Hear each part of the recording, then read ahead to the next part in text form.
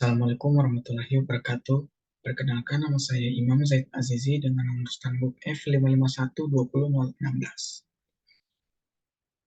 Saya merupakan salah satu mahasiswa dari Universitas Tadulako dengan program studi S1 Teknik Informatika. Tujuan saya membuat video kali ini yaitu untuk memenuhi ujian tengah semester dari mata kuliah Sistem Informasi Geografis 2, yang dimana dosen pembimbing dari mata kuliah ini yaitu Bapak Insinyur Faisal Reza ST MT. Baiklah, tanpa basa-basi lagi, saya akan masuk ke pembahasan video kali ini, yang dimana saya akan mereview data-data dari website Magma Indonesia.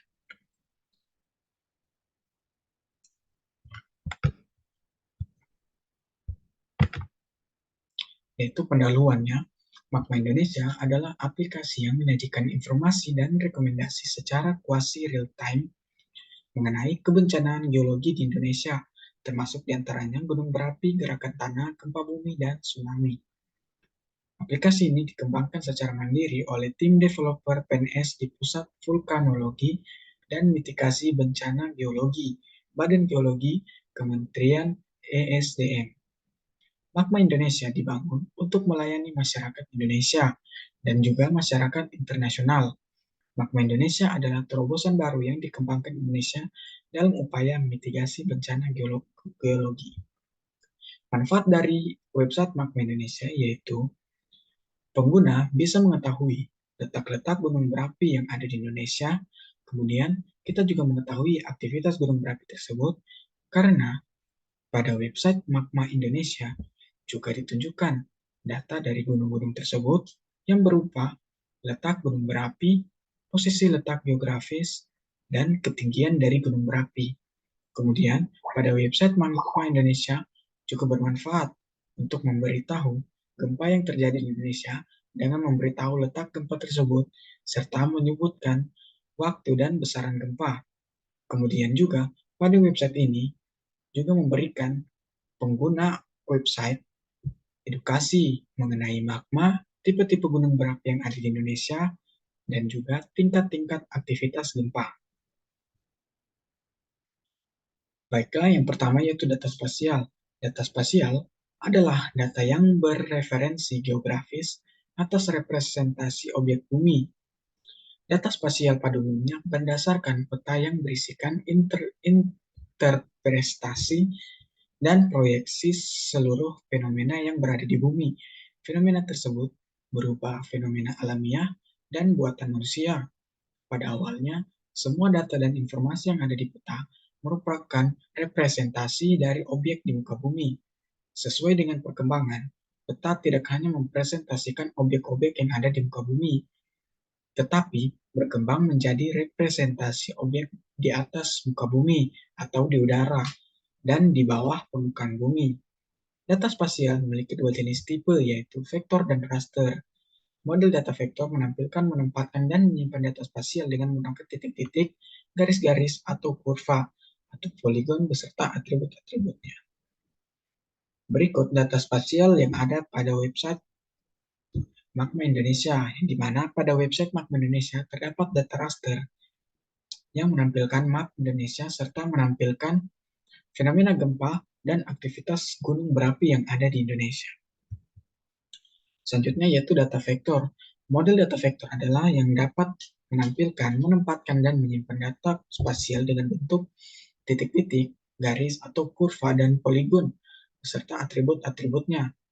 Menurut Prasta tahun 2001, bentuk-bentuk dasar representasi data spasial ini di dalam sistem model data vektor didefinisikan oleh sistem koordinat Cartesian dua dimensi atau XY, di mana pada website Magma Indonesia terdapat data vektor yang berupa marker dan juga poligon, yang dimana terdapat tiga jenis marker, yaitu marker gunung berapi, marker gempa, dan marker lokasi kota. Pada marker gunung berapi terbagi atas 4 level yang dibedakan dengan warna, yaitu level 1 dengan warna hijau yang menandakan aktivitas gunung berapi normal, level 2 dengan warna hijau, dengan warna kuning yang menandakan aktivitas gunung berapi dalam keadaan waspada. Yang kemudian pada level 3 yang ditandai dengan warna orange yang menandakan gunung berapi dalam siaga. Kemudian yang terakhir yaitu level 4 dengan warna merah yang menandakan gunung berapi dalam pengawasan atau tidak boleh didekati oleh pengunjung atau manusia. Kemudian data atribut dari website Magma Indonesia. Data atribut merupakan data yang memberi deskripsi atau penjelasan tentang suatu fenomena yang ada di permukaan bumi atau penjelasan setiap objek yang di permukaan bumi. Kemudian data ini mempresentasikannya dalam bentuk kata-kata, angka, atau tabel. Pada website Indonesia, terdapat banyak data atribut yang ditampilkan, yaitu jika kita menekan marker gunung berupa berapi atau gempa, maka akan tampil berupa data yang menunjukkan waktu, lokasi, dan data-data yang lainnya. Kemudian pada website ini juga banyak terdapat data yang berupa tanggapan-tanggapan yang berasal dari narasumber pada lokasi kejadian dan dan dan tanggapan-tanggapan tersebut ditampilkan pada website yang dimana tanggapan tersebut berisi waktu, lokasi, dan saran dari narasumber tersebut. Berikut data atribut dari tampilan marker yang dimana pada data atributnya terdapat kedalaman dari gempa, kemudian terdapat pada petanya, kemudian ada magnitudo atau besaran gempanya yang dimana gempa pada Kabupaten Pasir yang magnitudonya yaitu 4,5 skala Richter dengan waktu kejadian 1 Maret 2022 pada jam 2 siang lewat 2 menit waktu Indonesia Barat, yang dimana koordinat dan kedalamannya yaitu 1,94 LU 115.81 B Barat Timur dan kedalaman 10 km dan wilayah yaitu 46 km barat laut Kabupaten Pasir. Dan kemudian berikut merupakan contoh data atribut yang berupa data tanggapan dari narasumber, di mana data tanggapan tersebut diambil pada Kamis 13 Oktober 2022, 2 minggu yang lalu, dan laporan tanggapannya yaitu gerakan tanah di Kenalan, Borobudur, Kabupaten Magelang, Jawa Tengah, dan tanggapan dibuat oleh tunggu tidak jelas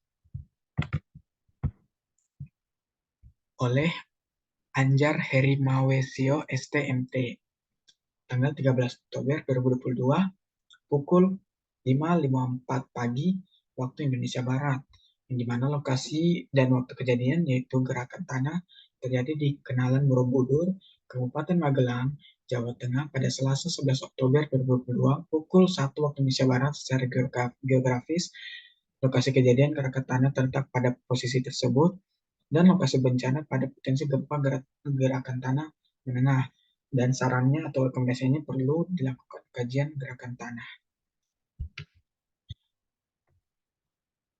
Selanjutnya, sumber data yang diambil dari website ini yaitu Pusat Vulkanologi dan Mitasi Bencana atau PVMBG, Badan Geologi, Kementerian Energi dan Sumber Daya Mineral atau data dasar dan laporan tanggapan, Badan Meteorologi, Klimatologi dan Geofisika atau lokasi gempa bumi untuk lokasi gempa bumi, United States Geological Survey untuk lokasi gempa bumi, Dutch Geoforschungszentrum untuk lokasi gempa bumi, Global Centroid Moment Tensor untuk mekanisme gempa bumi, Smithsonian Institution Global Volcanism Program untuk data dasar, OpenStreetMap untuk basemapnya, dan Extreme Observer untuk basemapnya.